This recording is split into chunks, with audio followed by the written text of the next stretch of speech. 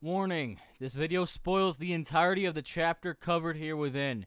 If you wish to experience it without being spoiled, turn back now. Oh boy. New Berserk chapter 369 dropped yesterday, I believe. It dropped during my shift, at Dollar General. And it's something, is what I'll say. Um, this chapter continues the trend of me wanting to complain about the art to an incessant degree. But I made the point last review that the art isn't going to look like Miura's because it's not Miura doing it, obviously. But I'm still allowed to critique the art in general. So I'm going to do that before I actually get into the content of the chapter, because that's what's on my mind. Or should we go through what actually happens? I think we should go through what actually happens in the chapter first, so we get a nice overview of what all happens. I will try to speedrun this chapter, just like description, then I'll get into the nitty-gritties. We find out the Sugarcane Farnies are okay. Puck comments that the entire island's falling apart. Guts has a mental breakdown about the fact that he could not hit Griffith. Skull Knight is very obviously concerned for the island, saying it's a calamity. Roderick's okay, but concerned about the people on the island that can't get off, like Serpico and all them, along with the residents of the island themselves. Isidro and Isma watch as the wave of black goop travels to a bunch of the island residents, and Danan literally fucking Thanoses them out of existence, including Isma, into the astral realm. Isidro is sad because his mermaid waifu is gone. Aren't we all? The mermaids start disappearing. Every single creature on this island is disappearing into the astral realm, leaving just the humans. And we get to see the team, the fully assembled squad of all the humans on the island, it looks like at least, walking around the island, and we end the chapter with Guts sitting there with his sword buried in the ground, sad. Yeah, that's the full chapter. Dumbed down, but it's the chapter. The art. I want to bring this up first before I forget. Again, consistent thing I will always say, the art is a million times better than I will ever be able to do in my entire life. It is amazing still. But in coming off of the it's not Miura doing it, so it won't be Miura, I'm not going to do that.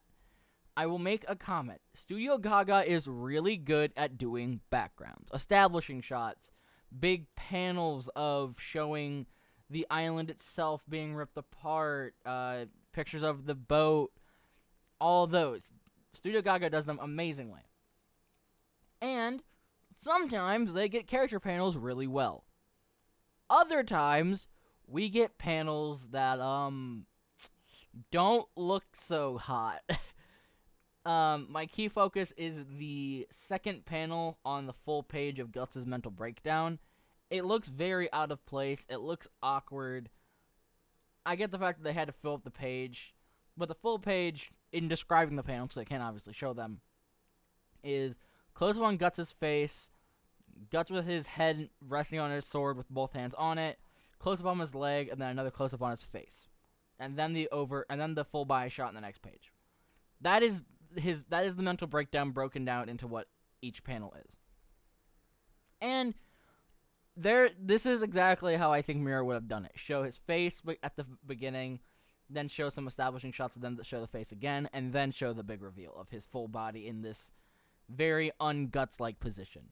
Because usually stands pretty tall, broad-shouldered, sword proudly over his shoulder, and now he's slumped down with his sword buried into the ground. Holding the sword close, almost like a child Guts holding the sword close to himself as well. I don't know if that's on purpose, just a tiny little connection I made. But Studio Gaga, I think their biggest weakness is character art, which sucks to say for Berserk. But the ongoing theme of Serpico looking very weird is still prevalent here. Isidro just looks like a basic anime boy. I don't know if I said that last chapter review. Isma looks fine, but I don't have a huge connection with Isma's character design, so it's whatever. I mean, they're good with creature designs. Like the panel of all the animalistic people disappearing is pretty well put together. Looks like there's a furry on the far right. But yeah, that's kind of those are my two main gripes with Studio Gaga's Berserk. Other than the fact that it's not Miura doing it, so I can't complain about that. It's character art and posing. Like, and paneling. Posing/paneling. Like, there are some panels that I think I get the basic premise of what they're trying to get. Like, on the last page, there's a close-up on Guts' face and hand and sword, showing that he's distraught, emotional, and probably questioning his journey. And I get that. And I think what they were trying to go for is putting the sword and the arm in perspective with him, is showing this is what Guts has become because of Griffith, and now Guts can't even do the thing that he wanted to do against Griffith. Guts has been carrying these two items around since the eclipse in hopes that he will eventually get the chance to kill Griffith, and now he just can't. He is physically unable to. And I get that's what their paneling was trying to go for. And I will also say the page of Izma disappearing with Isidro, it's a 4-panel page. I think the point of Isidro holding Izma's clothes could be made in the same panel as Danan seeing this happen, and also in the same panel as an overarching shot of everyone, like, being emotional. I don't think it needed to be split up into 4 panels. If they were smart with how they did it, they could have done it in 1. But on to positioning, because I think this is actually fairly important. How do I describe it? The panel that I'm using for the image right now, this one of Guts, the full panel is not bad. I would like to say that, but like, it's very. I get the point that it's very un-Guts. He's very small in the panel. Not small in the panel, but his body is very compact versus normal where he's very tall and proud. But I feel like there's a better way to do it. Maybe have him like slumped back onto his legs with a sword in front of him. Unless they were actually going for like a callback to him holding his sword closely as a kid, but I don't know. But into the actual content of the chapter, my favorite part of this chapter is the fact that they did not commit to a Roderick kill, which, yeah, sure, Roderick dying would have probably been one of the better ways to bring us back into that everyone can die mode of Berserk, but Roderick's kind of a random person to have die, and he's very important for them getting back to the mainland, as he is the captain of the ship. So, if anyone was going to die to actually send a shockwave through the readers and the group, I feel like it would have to be a member of our core family. So Guts, Isidro, Farnese, Serpico, Shirke, Casca, any of those. If any of those guys die, that's what I think will be a big hit to Berserk. But if Roderick dies, it's a big kill. It's an emotional thing, but it doesn't hold the impact of those guys. It's nice to see that even Skull Knight is taken aback by how much evil is on this island, because we had no idea there was this much evil on the island. We thought it was like a happy-go-lucky place, but the fact that, again, like I said last video, Griffith's sheer presence was enough to summon these demons from the under of the island. That is insane. That is just how evil this guy is, and that is how evil this island is. Something had to have happened to cause all this. And I'm going to go into that now, because I don't think I did last video. What I think is that this was either an island of, like, the Vikings, because it was said earlier in the arc, I forget the context, that Vikings are a thing, and there's armor on this island. So maybe there was, like, a Viking group on this island setting up a home, or, like, a war base. And the astral beings either were already on this island and felt threatened, or came to this island and then felt threatened, and they just massacred all the humans. Because, like, how can you have that much evil in an island? Like, even, like, back in mainland Midland, this shit didn't happen. Only Albion had this kind of pain and suffering in it. So, has to be something like that. There had to have been a sizable massacre of some sort. but I don't. That's the only idea I have of what happened, is the fact that there was definitely a group of people who were killed by astral beings. Maybe not the good ones. Maybe there were like just straight up apostles on this island that just massacred humans and then they left. And that's what it is. But I feel like this is a very open option. Basically is what I'm trying to say. This is good. This is a good tease. It's not getting explained immediately, which I think is good. I just hope that before we dismiss this in the story, I hope we get an explanation. Because I don't think we can just chalk this up to, oh no, island just had evil ghosty goos. Because, like, astral beings should have been able to feel it, you know? That's what I'm trying to say. But yeah, that's all I can really say about this chapter. We did get some pretty cool character designs with all the animalistic and astral beings. It was nice to get a big emotional thing with the astral beings disappearing. And I'm very interested to see how this goes with Isidro, because Yzma was hyped up to be possibly his girlfriend with romantic intentions. They had that awkward banter every time that she was shirtless, so that kind of stuff. But even then, she's still his friend. She's not dead, she's just in the astral realm now. So, like, I'm very confused. I'm very curious as to how this is going to affect Isidro's character. But one of my biggest gripes about this chapter, other than, like I said, the art, the paneling, all that stuff, which I'm not really I don't care that much about it. Like, I'll complain about it, but it's not ruining for me, is the fact that Serpico as well, but Farnese and Shirake got put into, like, one page. That's it.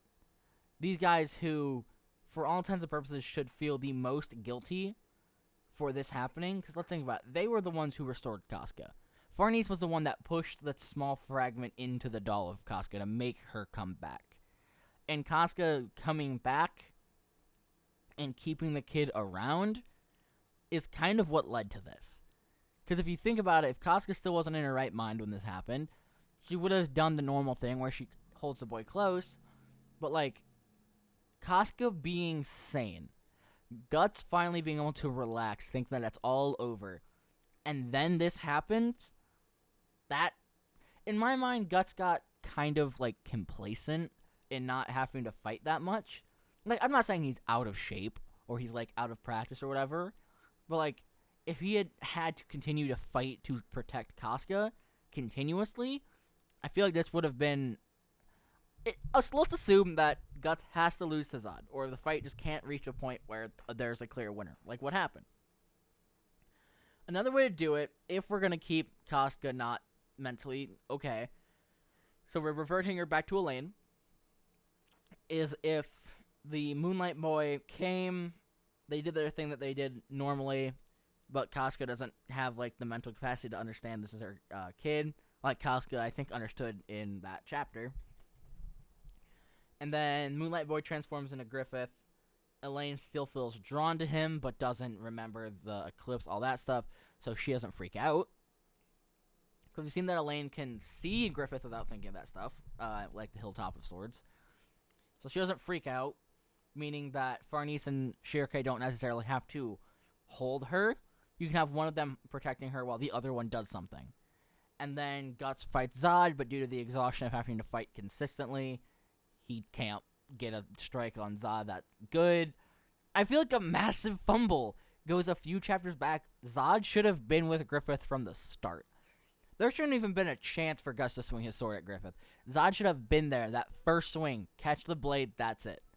That's what I think should have happened. But, and I hate doing it because I do love Berserk. Oh god, there are sirens going by.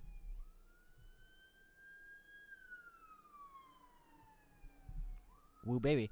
But, yeah, I think that's a massive drop for what... I don't think Griffith should have just been standing there. I think Zod should have come in basically immediately. Like, when Guts is on his first charge, that's when Zod should have come in. But, yeah, I hate doing it because I love Berserk, and I want to talk about these chapters so much more. But I did say a while ago that I want to stop the walkthrough format and I want to just do breakdowns of what happens. And like that's it. We get some concerned panels from Puck, Shirkei, and Farnese. Astral beings are going away. Skull Knight is being caught off guard with how strong these guys are, or how strong the goop is. Guts is having his own mental breakdown, which this is gonna be interesting. Guts has had to save Casca numerous times, and now that you would think Casca can protect herself because she's back, but she can't because it's Griffith. So, and I saw this video by Real Life Ryan that said Casca will not be a damsel in distress again. I hate saying it, but I think that's exactly what's going to happen. I think she is going to be a damsel in distress. She might try to get out, but in my mind, if you say Casca will not be a damsel in distress, you're saying Casca's going to get out of the situation by herself, which she won't. We've seen multiple times that Griffith has not a strong hold on her, but it's like in, I hate bringing it up because I don't bring this up that often in these reviews. My Hero. With Eri after the Overhaul arc, Overhaul still had that presence on her. I think that's what's happening with Casca and Griffith. Even though Griffith was not with them, she still felt his presence even after she got brought back. So, we've also seen that she just straight up cannot look at Guts without mentally breaking down. And she saw Griffith and Guts, and she mentally broke down. Like, I thought, like, okay, maybe Griffith will be like a calming presence almost. And Guts will want to, and seeing Guts will make her want to break down. But they'll cancel each other out, so she'll be able to stand up, and she can't. She freaked out again. So Griffith is obviously a key aspect of her freaking out, because remember, she has to think about everything that happened during the eclipse. So yeah, this is gonna be interesting. I do think Casca will be a damsel in distress. Maybe she will be able to contribute to the fight against Griffith and all the apostles, but there's no way in my mind that she gets out of this without the band of the Black Squadron party having to come. That's why I think the next ship on our stop for Berserk is Falconia. Probably in like 2 chapters. Next chapter, get the group back together. The chapter after that, they fight off the demon, leave the island to Skull Knight and some people to protect, beat it back enough, and then they leave. I could see it taking up to like 4 chapters to do that. But I do think we're on our way to Falconia fairly soon, or at least mainland. But yeah. I guess that's all I have to say about this chapter. It was good. It actually made like big impacts, because now we have to remember that all the astral beings are gone, meaning that they are not there to help out. The merfolk are not there to help navigate them to the island. Danan probably cannot help them past this point, which is a very interesting thing. Danan bringing everyone else into the astral realm, but not herself, obviously shows that either she just didn't want to go, or she's not a completely astral being. Which, again, Isma isn't either. So, it makes me think that Danan is staying behind in the human world for a reason. And I really hope that reason is to help the party. Like, she's going to... I don't think it's going to happen, but she joins the group with... Like, she joins the group on their way back to go get Casca and defeat Griffith to see what the God Hand's plan is. All this stuff. That's what I want Danan to do, but I have a very vague feeling she is going to get written to stay on Elfhelm. But yeah, this will bring up the fact that if this is what Miura wanted to do, this is what Miura wanted to do with the story. I feel like Studio Gaga is kind of speed running it, though. I think I've said that multiple times. I feel like they are running through this very, very, very quickly, and a lot of these scenes could have gotten like added on to. Like, I can easily see going off like Conviction, like Tower of Conviction. That like 2-page interaction with Isidro and Isma, I can see before she disappears, while she's disappearing, and afterwards. That can be like almost half a chapter right there, because that's what used to happen with Conviction arc. You had all these different characters' point of views that, unless they were together, you got a consistent look at them. And now what? We're getting like a page for each group / person. Like, we got a page for Farnese and Shirkei and Ivalra. We got a page for Puck. We got multiple pages for Guts, but he's our main character, so of course we did. We got a page for Skull Knight. We got a page for Roderick. 2 pages for Roderick, but more than half of his second page is establishing the island. And they're dumping more materials so they can speed up, FYI. Forgot to mention that. We got a double page spread with Isma, Serpico, all of our other main players, including the residents of the island. Another page of just seeing the residents with one panel of Isidro and Isma. Isidro got the main focus other than Guts in this chapter. Actually, I'd say he probably got the main focus in this chapter. A page of seeing all of the astral beings disappearing. Literally another panel of Serpico. And then a few panels of Guts. That brings back the fact that they are not giving the character who should have a lot to do. Like, Serpico, sure, he's, like, relaxing. He's in his chill clothes so he doesn't have his weapons. He can still help out. This entire time, he's just been walking around be like, oh no, Danan, what's wrong? And that's been it. That is literally all he's done. And now he's just walking with Danan and Isidro. That's it. Farnese and Serke, you think they're going to fight? No. They're going to get relegated to, oh my god, what's happening characters. And I hate saying it. You know, for as emotional I've been about this chapter, I don't hate it, FYI. I don't hate this chapter. I think it did some good things. But I'm going to complain about it because, God, characters are not getting the focus they should. And I feel like that's due to the fact that Mori has said that he does not want to write anything in Berserk that Miura did not tell him was going to happen. So he doesn't want to expand on scenes if he doesn't know that that's how the scene was going to play out. Which I get, but that's my complaint.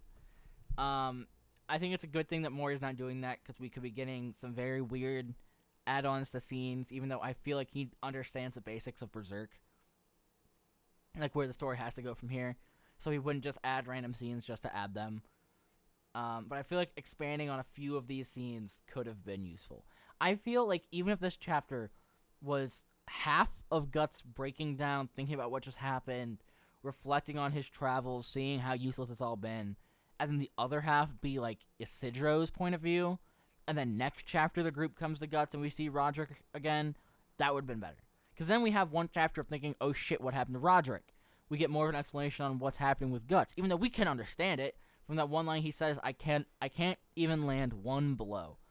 That one line holds enough weight that we understand what he's thinking. We understand his process. But it just would have been nice to get more, you know? But yeah, that's my main complaint with this chapter and basically every other chapter since Studio Gaia has taken over is scenes are not getting expanded the way that I think Miura would have done them. But yet again, Miura's not doing this. I can say that I'm not going to make it's not what Miura would have done a big point in my reviews, but I can't do that. This is Miura's story. He wrote this for how long? Of course I'm going to compare how he would do these things against how Studio Gaga would. I don't have a good word for it.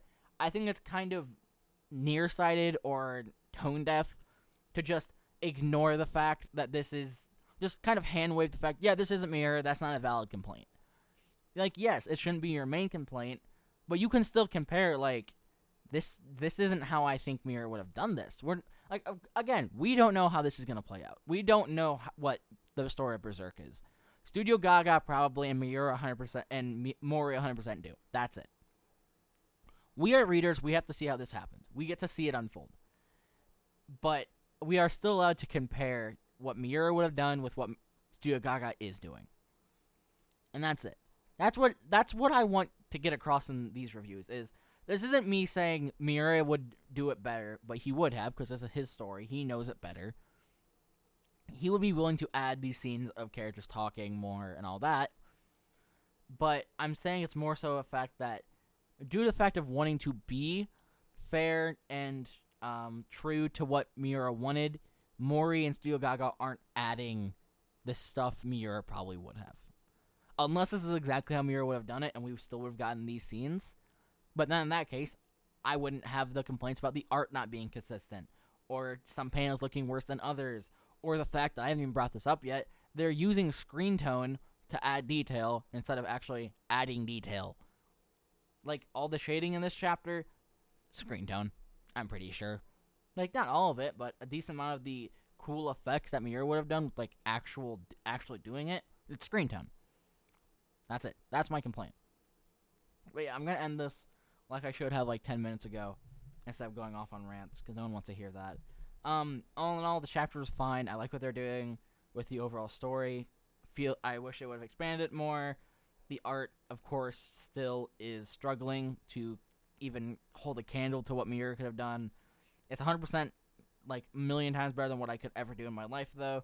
So I'm not going to say it's bad. I'm just saying it's not consistent. And, yeah. That's it. Chapter was fine, like I said. I'm going to stop talking because I'm just going to repeat the same points. If you like this video, make sure to let me know by hitting the like button. If you have anything you want to say, points that I missed, points you want to make, comments on the chapter itself, comments on my review of it, whatever, make sure to let me know in the comment section below. I read them all. I don't reply to them all, but I do read them. If you found my channel through this video, make sure to subscribe. I do stuff like this for every Berserk, One Piece, and Chainsaw chapter, with some errors in my thing. Like, sometimes I'll do double chapters, whatever. But yeah, until next time, this has been your boy, me, reviewing the chapter, what was it called? Like, Collapsing Isle? I didn't even read the name of this chapter. It's called Fading Isle, and the next chapter is going to be coming out October 14th, so in about a month. I'll see you there. I'll see you then. Yeah. Until then, stay safe, have fun, read more manga, and don't stop struggling. Okay, guys. Bye.